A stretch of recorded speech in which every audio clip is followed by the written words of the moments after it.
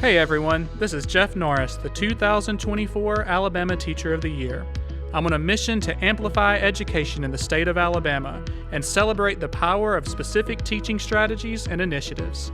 As I travel around the state, visit teachers' classrooms, and meet new people with innovative ideas, I want to share these moments with you so we can all celebrate and grow better together. Education is my passion, and I want you to realize and embrace the opportunities we have to change lives each and every day.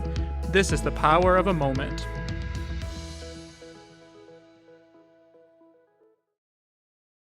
All right, this is episode number 1 of The Power of a Moment with Jeff Norris. Today's episode is called The Power of Words. And since it's the first episode of our podcast series, I want to tell everybody a little bit about how we're organizing things. So we call this podcast The Power of a Moment because we're looking for specific things that can really make an impact on your teaching practices. This is for teachers and educators statewide, nationwide. And each time we meet, we're going to take away the last word of the podcast and change it with something else. So today's podcast, episode number 1, you are going to be delighted because we're going to talk about the power of words with Sandy Evers, Mrs. Sandy Evers, Coach Sandy Evers. She may be known as well. Sandy, welcome to our show. First podcast.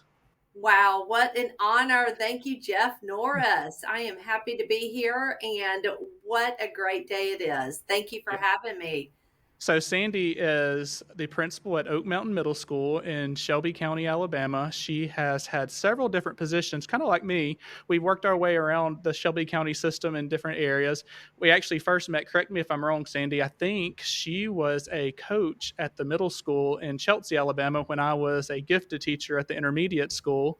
I think that was the first chance we kind of knew each other. And then we moved into kind of like a mentor mentee role. So this is kind of interesting. I was an assistant principal at school in Oak Mountain, and Sandy was getting her administrative degree. So I actually became the Obi-Wan Kenobi to her. She was my mentee for a little bit, and then she actually got an assistant principal job at the high school in our zone. So we got to work with each other kind of as peers. And now the tables are turned. So I'm back in the classroom, and Sandy has just been named the principal at Oak Mountain Middle School where I work. So we have an interesting journey together. We absolutely have, and I'm so glad that our paths have crossed on multiple levels, and I'm excited to be here with you today. Thanks for having me on the show. Awesome. Well, we're talking about the power of words today. We both love words. We both love catchphrases. And so, just before we begin, I wanted to make sure that Sandy had a second. If there was anything she needed to talk about with her journey as from a teacher to administrator, or just in general, give us a little bit of background information about you. So, I know you well, but our viewers and our listeners might want to know a little bit more about you. Tell us a little bit about yourself. I am a mom and an educator. This is my 27th year in education, and mom of 4 boys. And as you mentioned, my current role is assistant or principal at Oak Mountain Middle School. I was assistant principal at Oak Mountain High School the last 7 years, and just love what I do. I love that I'm able to work with kids and just have an impact and make a difference in their lives. And it's been a great journey. Yeah, that's awesome. Sandy and I, what we know about each other is that we're both passionate people. You get us talking about a particular subject, and it kind of just comes out of us. You see this passion kind of come out in what we say and how we say it. So you'll probably hear that during this episode. We'll get really excited about certain things when we're talking. So if you're just listening, you're going to miss out a little bit. So if you can tune in and watch the video version, I think you'll kind of see our faces light up at different things we talk about. We also have this connection with boys. So I'm one of 3 boys, Sandy. I don't know if you knew this. I had 2 brothers. I'm the middle child, so I commiserate with a couple of your sons, and we were sports players as we grew up, and I know that's something we'll probably touch on sometime during this episode as well. All right, so let's talk about words. Let's start off with just a chance to kind of pick a quote that maybe speaks to you or something that just stands out. Is there a particular person or a particular group of words? And maybe I'll share one with you as well. We'll go back and forth a little bit about quotes. I think if I have to, I've always had a quote that I love, and it goes back to a quote that was just meaningful to me, and and it was one of the first quotes I remembered, and it just stuck with me. And it was one that I just, you know, remembered, and it was good, better, best, never rest until your good is better and your better is best. And that quote just, it didn't let go. And I don't know, it's just about continuous improvement. It's about working hard, and it just was impactful. And I it just stayed in my brain and it wouldn't go away. And I've always gone back to that quote, and it's been really a lifetime. I think I was in high school when I heard that first quote and kind of put it in my pocket, and it has sat there, and it's always been a part of what I've done. It's Uh-huh. affected me. It's something I've you know said to kids for years. All right. Yeah, and I think some people get scared of this word. See what you think about this, about the word best. Like, and I hear people talk about excellence, and it's kind of a scary word. It puts a little bit of weight behind, what you're doing and what you're saying and the actions that you take when you say we're looking for greatness or we're looking for excellence. And that can be intimidating. So I like what you said about growth and the fact that we're always, growing. Um, so speaking of sports, I guess this is a way to kind of drop in there. So I'm thinking about this is like a perfect example when I'm thinking about growing up playing baseball. I know your boys play baseball and basketball and all the things. So when you're looking at, pro athletes or people who exhibit this highest level of excellence or of greatness, we know all the work and you can kind of speak to the work that kind of goes into that. So talk a little bit about, how that growth happens or how do you move from good to better to best even if you make it that far. Exactly. Well, I think too, it's okay to keep working on things. And it's okay, and that's a mindset that we come to. Working hard is okay to do. I reminded kids here at Oak Mountain that hard work does matter. Right. And it is the key to success. That shortcuts don't help you, shortcuts won't help you attain your goals.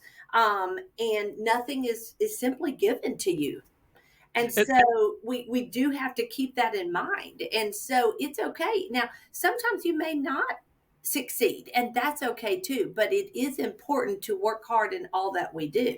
And right. so that's why, it's okay to try hard at things. And so if we don't know, and we won't grow if we don't try hard. I And love so our that. goal should always be to be the best at something. And that's why I just think it's a great, to the end result should be that. And that's why I think it's just a great quote to have in mind, Yeah. because we should always have that goal in mind.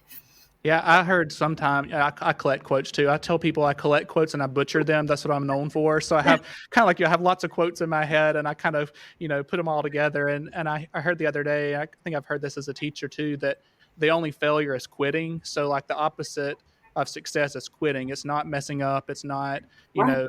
momentarily not reaching your goal. It is absolutely just quitting what you're doing. And so I think that does speak to, I think we hear it in sports and we don't like let that go over into other areas of our life, especially education. How many times have you seen kids and you taught and you were a coach too, and so like how many times do we see kids who get worried about messing up or this fear of failure, fear of striking out keeps them from playing the game.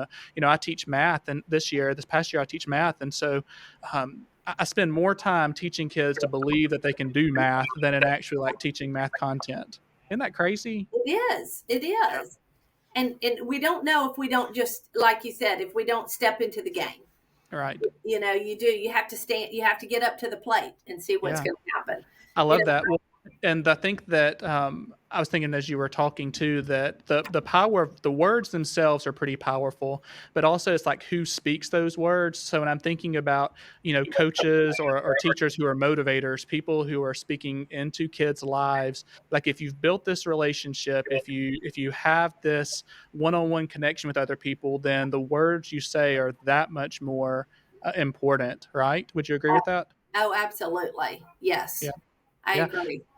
So as an administrator, we've both been administrators and teachers, and so I think we We want buy-in from our kids. Like I love getting kids excited or passionate about what they're doing. And I talk to people about taking it the next step further, like an empowering people. So the words I say get you on my side, but then moving to that next step, like, hey, now you go do something with that. Now you go be excellent, not just, don't just come alongside me. I'm here to like pump you up like a coach does. And I want you to now you go out and do something with that, right? Absolutely. Yeah. Yes. Yeah. Well, You I know, told you I want to. Oh yeah, go ahead. oh Sorry. no, I was just going to say, one thing that years ago when we were talking about things and you kind of had me introduce myself a little bit, but one thing, I think it's important to share like my why. And my why was a superintendent years ago that got me into education. I wasn't going to go into education, and this superintendent of mine that I had, he was an amazing man, and he just had an impact on others, what he did and what he said. And he just made, he was a difference maker. And not only, like I said, the actions that he did, but he made a positive impact on others, and he Yeah. showed up, and the things that he said just made a difference, and Yeah. he was my why. I And love that. but I said I want to do what he does. Like, wow, that's amazing. And he made a difference in my life, and he was my why because he impacted young people in their lives. Yeah. And it's just amazing, like you said, the power of words and what it can do. And it completely changed my life. Well, I tell kids the first day, once a Norris kid, always a Norris kid. So I say, from here on out, you're mine. And so, but I when I'm speaking to groups now as teacher of the year, and I tell them, um, like I am a Crump kid, I am a Moody kid, I am a Scruggs kid. Like these are teachers and adults who spoke into my life, and that influence just continues on and on and on, just like in your story. I love that. And I love it. Kind of reminded me of a quote. This is the quote I wanted to share. Look, I've already shared three. So you see this. I told you I'm a quote collector. This one of my favorite people to listen to is Joe Sanfilippo. I don't know if you've listened to many of his podcasts and read some of his books, but he says, every interaction matters because every interaction could be the one they talk about the rest of their lives. Every Mm. interaction matters because every interaction could be the one they talk about for the rest of their lives. And I think it hit me probably on a different level now. I've got two teenagers. I've been a teacher for 19 years and an administrator, and in this position too. Like I think we pass by these small moments. This podcast is called Power of a Moment because I think we pass by these small moments and we don't take advantage of them. And so I think when you put this mindset in your life where it's like everything I do has to be purposeful, it has to be intentional. It really puts some intentionality behind your words that you speak. Talking about words, like everything I say, it's very heavy, matters in these kids' lives. And as a parent, they come home and they tell you everything that happened that day, and so good, bad, ugly, and kids remember things, right? So these words that we say are extremely important. Yeah, no, you're exactly right. I started the school year this year, and I was very fortunate. In the very first day, I challenged the kids. I said, "We're going to focus on four things here at school. We're going to focus on," and they were extremely important. But I think, and they're actually right behind me. I don't know if Yeah, you can actually see it, but it was yeah, kind of like our school sayings, but they can all be wrapped in one great little package. And that was work hard, be nice, smile often, and call home. And I love that. And obviously, we talked about hard work in that quote I just shared, but then we said be nice. And I said, that just that is so much right there. Be hmm nice. I told the kids and I reminded them, you don't have to be friends, you're best friends with everybody. You don't have to, you know, uh, be kumbaya with yeah, everybody, but you do have to respect others and you do have to be nice. right, And then smile. Gosh, they're contagious. It's free. And I reminded them, gosh, most of the time when you give one, you get one. yeah, Smiling, it's just awesome. And then the neat thing for us is at calling home, and a lot of the kids kind of chuckled and they laughed because they said, "We're not allowed to have cell phones in school. What does that mean, Miss Evers?" And I uh-huh, said, "No, calling home is the power of connectivity.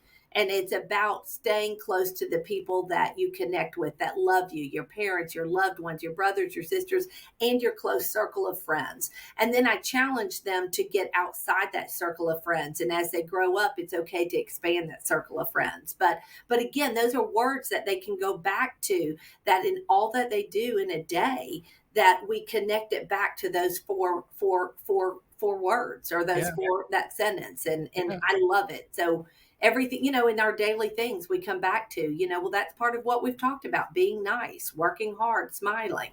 Yeah, and calling home. I love that. Call home. All I've home. I've got one who's gonna be a senior next year, so that's coming soon. The literal and figurative call home, please. Please call home. Absolutely. I Call love home. that.